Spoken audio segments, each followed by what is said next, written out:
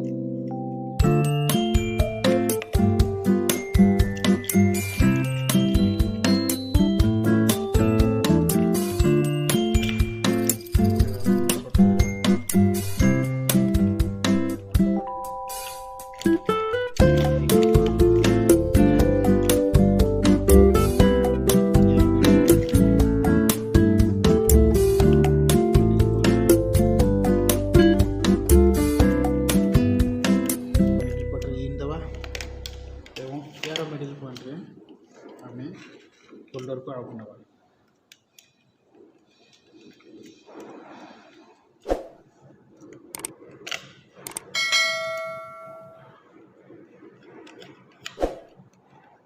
okay connection बर्तमान आम supply देवा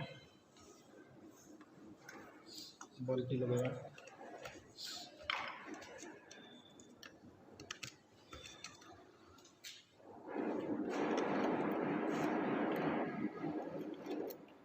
ओके